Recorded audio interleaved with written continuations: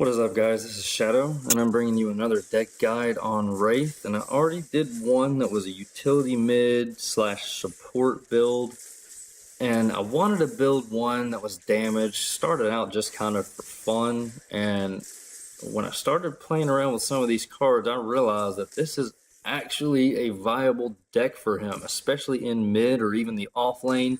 If you're a good off laner, you can take him to off lane and really have some fun. So let's just take a quick overview of what we have in here. We have the Archmagus for your Prime card. We have some tokens and mana potions, health potion, healer token. We have this in here just as needed in lane. We have your burner ward for that first drop of your reward. We have your Brawlers ward for a permanent ward. We have some early game cards in the Elysian Diamond for some sustainability. Your Solaris Reactor, the combination of those two gives you some good mana regen, and your Whirling Wand with just some really minor kinetics on there for some extra attack speed. Those are all of your early game cards that you will end up discarding for the CP and going into your final build, and this is what I really just want to take a look at. This is your final build.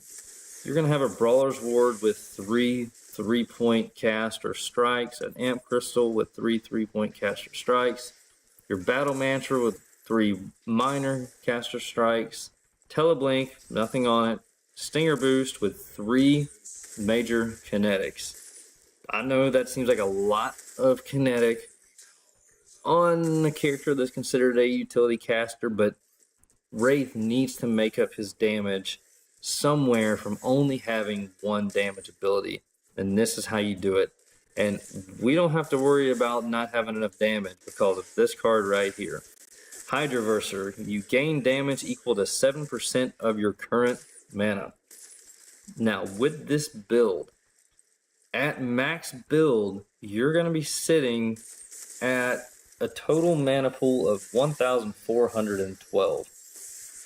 That mana pool means that if you are at max mana, you're getting an extra 99 damage on any of your basic attacks or your knock-knock.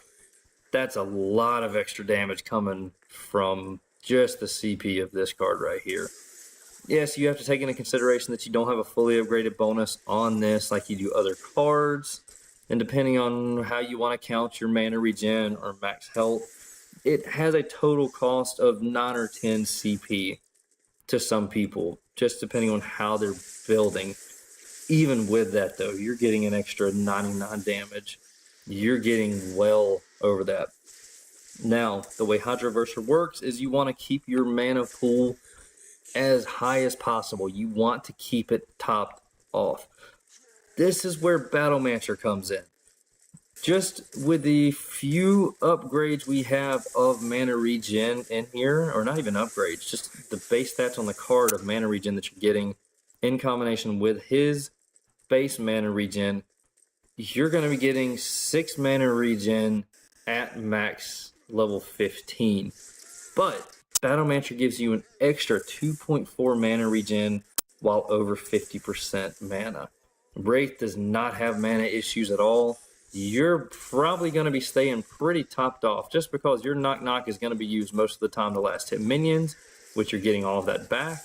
And if you look here at all of his abilities, when they are maxed out, their mana cost and cooldown is still not enough to really lower your max mana with Battle Mantra on board.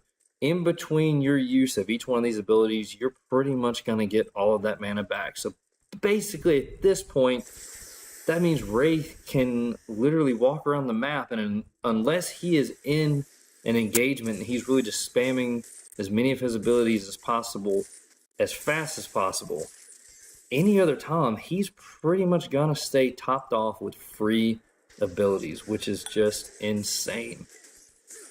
This means that Hydroverser is pretty much always going to be hitting for max when you go into an engagement because you're probably going to be at or at least close to maximum mana when you start an engagement. Now, the extra damage, these stats do not show the extra damage that you're going to get from Hydroverser or from Stinger Boost, so I'm just going to get off of that for a minute and talk some stats.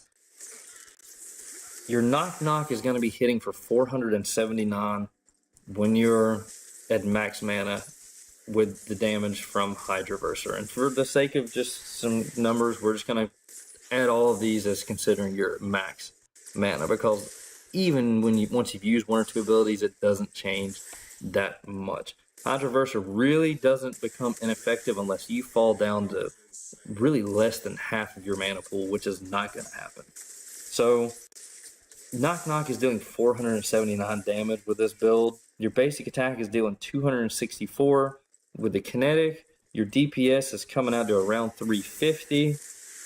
Your basic attack, if Stinger Boost is proc, is 344.